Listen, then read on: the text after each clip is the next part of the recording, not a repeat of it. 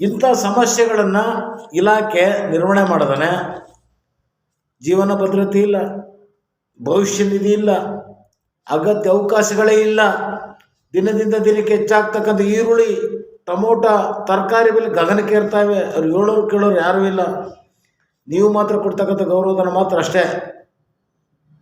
ಇಂಥ ಪರಿಸ್ಥಿತಿಯನ್ನು ತಾವು ಕುಲಂಕುಷವಾಗಿ ಅರ್ಥ ಮಾಡಿಕೊಳ್ಳದ ಗ್ರಾಮೀಣ ಪುನರ್ವಸತಿ ಕಾರ್ಯಕರ್ತರನ್ನು ನಿಷ್ಕೃಷ್ಟವಾಗಿ ಕಾಣುವ ಇಲಾಖೆಯ ಒಂದು ವ್ಯವಸ್ಥೆ ಸರಿಯಿಲ್ಲ. ನಮ್ಮ ಜನಗಳಿಗೆ ಈ ಸೋರಿಕೆಯಾದ ನಂತರ ನಮ್ಮ ಜೀವನ ಭವಿಷ್ಯ ಏನಾಗೋದು ಅನ್ನುವಂಥ ಆತಂಕದಲ್ಲಿದ್ದಾರೆ. ಈ ಆತಂಕ ಯಾವುದೇ ರೀತಿಯೂ ಪಡಬೇಕಾದ ಅಗತ್ಯತೆ ಈ ಕಾರ್ಯಕರ್ತರಿಗಿಲ್ಲ, ಬೇಕಾಗಿಲ್ಲ. ಯಾಕೆಂದರೆ ನಾವು ಬೇಕಾದ ಈ ಹಾಜರಾತಿ, ನಿವೃತ್ತಿ ವೇತನ ಇವೆಲ್ಲ ಬೇಕು ಅಂದರೆ ನಮಗೇನು ಮಾಡಬೇಕಾಗಿದೆ? ಒಂದು ನೀತಿ ನಿಯಮ ಅಳವಡಿಸಬೇಕು. C&R ರಿಕ್ರೂಟ್ಮೆಂಟ್ C&R ನೀತಿ ನಿಯಮಗಳನ್ನು ಅಳವಡಿಸುವಂತಹ ಕ್ರೇಡರ್ ಆ್ಯಂಡ್ ರಿಕ್ರೂಟ್ಮೆಂಟ್ ನಿಯಮಾವಳಿಗೆ ಅಳವಡಿಸಬೇಕು. ಗೌರವಧನ ಕಾರ್ಯಕರ್ತರು ಸೇವಾ ಭದ್ರತೆಗೆ ಅವಕಾಶ ಇಲ್ಲ, ಕನಿಷ್ಠ ವೇತನ ಅವಕಾಶ ಇಲ್ಲ, ಇವರು ನಿವೃತ್ತಿ ನಂತರ ಅವಕಾಶನೇ ಇಲ್ಲ ಅನ್ನೋದಾದರೆ ಈ ಷರತ್ತುಗಳು ಯಾಕೆ? ಈ ಹಾಜರಾತಿ ಮೂಲ ಉದ್ದೇಶ ಆದರೆ ಏನು? ಮೊದಲು ಇವೆಲ್ಲನೂ ಅಳವಡಿಸಿ ಆನಂತರ ನಮಗೆ ನಿವೃತ್ತಿ ಮಾಡಿ ಈ ಹಾಜರಾತಿ ತನ್ನಿ ಇನ್ನೇನೇನು ಮಾಡಿ ಅದಕ್ಕೆ ನಾವೆಲ್ಲ ಒಪ್ಕೋತೀವಿ. ಆದರೆ ಮೂರು ಯಾವುದೇ ವಿಚಾರಗಳನ್ನು ಸರಿಪಡಿಸದ ರೀತಿಯಲ್ಲಿ ನಮ್ಗಳನ್ನು ಒಂದು ರೀತಿಯಲ್ಲಿ ನೀವು ಹಿಂಸೆ ಕೊಡುವ ಅಥವಾ ಈ ಒಂದು ವ್ಯವಸ್ಥೆಯನ್ನು ತಮ್ಮ ಸಂಕೀರ್ಣದಲ್ಲಿ ಇಟ್ಕೊಂಡು ಕಾಣದ ಕೈಗಳ ರೀತಿಯಲ್ಲಿ ಇಲಾಖೆ ನಿರ್ದೇಶನಾಲಯದ ಮೇಲೆ ಅತಿಕ್ರಮ ಮಾಡಬಾರ್ದು. ಪ್ರಗತಿಪರ ಚಿಂತಕರ ನಮ್ಮನ್ನು ಪ್ರತಿಗಾಮಿತನಗಳ ಮೂಲಕ ಹತ್ತಿಕ್ಕುವ ವ್ಯವಸ್ಥೆ ಈ ಒಂದು ಒಕ್ಕೂಟ ಸಹಿಸೋದು ಇಲ್ಲ. ಇಂತಿಂಥದ್ದು ಒಬ್ಬ ಕಾರ್ಯಕರ್ತರಿಗೆ ಇಷ್ಟೇ ದುಡ್ಡು ಕೊಡಬೇಕು, ಇಷ್ಟೇ ಕೆಲಸ ಮಾಡಬೇಕು, ಹಿಂಗೆ ಇರಬೇಕು, ಈ ಥರ ಮಾಡಬೇಕು ಅನ್ನುವಂಥದ್ದು ನೀತಿ ನಿಯಮ ಏನಾರು ಇದೆಯಾ? ಯಾವುದೇ ನೀತಿ ನಿಯಮಗಳಿಲ್ಲದ ಮೇಲೆ ನಮ್ಗೆ ಯಾಕೆ ಈ ಥರದ ಒಂದು ವ್ಯವಸ್ಥೆ?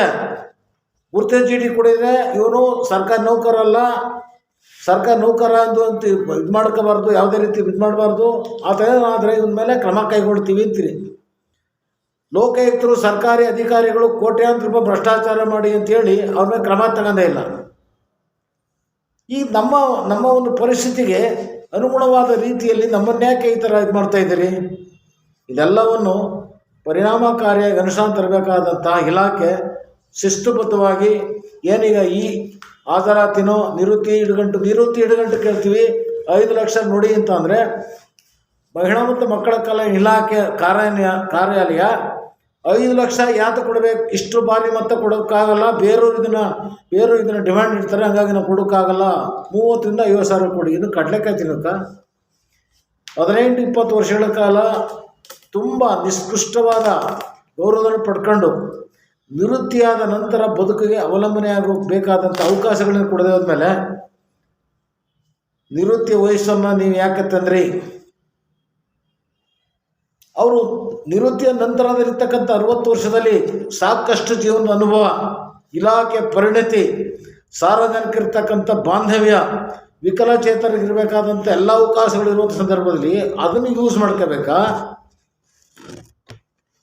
ಇಲ್ಲ ಸಲ್ಲದ ಆರೋಪಗಳನ್ನು, ಇಲ್ಲ ಸಲ್ಲದ ವಿಚಾರಗಳನ್ನು, ಇಲ್ಲ ಸಲ್ಲದ ಷರತ್ತುಗಳನ್ನು ಹಾಕ್ತಾ ಅವರ ಮುಕ್ತರನ್ನಾಗಿ ಮಾಡಿ ಬರಿಗೈ ಮನೆ ಕಳಿಸೋದು ಸಬಲೀಕರಣ ಇಲಾಖೆಯ ಹೆಸರಿಗೆ ಅಲ್ಲ ಅಂತ ಹೇಳ್ತಾ ನಮ್ಮ ಜನ ಏನು ಈ ಒಂದು ಸೋರಿಕೆಯಿಂದ ಬೇಸತ್ತಿದ್ದರೋ ಅದಕ್ಕೆ ಯಾವುದೇ ರೀತಿಯ ಪ್ರತಿಕ್ರಿಯೆಗೆ ಅವಕಾಶ ಕೊಡದೆ ಏನು ಸರ್ಕಾರ ಅಥವಾ ಇಲಾಖೆ ಈ ಹಾಜರಾತಿ, ನಿವೃತ್ತಿ ಮತ್ತು ಇನ್ನಿತರ ಷರತ್ತುಗಳನ್ನು ಏನು ಹೇಳ್ತಾ ಇದೆಯೋ ಅವೆಲ್ಲವನ್ನು ಅಳವಡಿಸಬೇಕು. ಅಂದರೆ ಮೊದಲು ಸೇವಾ ಬದ್ಧತೆ, ಕನಿಷ್ಠ ವೇತನ, ಜೀವನ ಅವಶ್ಯಕವಾಗಿರ್ತಕ್ಕಂಥ ಮೂಲಭೂತ ಸೌಲಭ್ಯಗಳನ್ನು ಒದಗಿಸುವವರೆಗೆ ಈ ಸಮಸ್ಯೆಯನ್ನು ಇಲಾಖೆ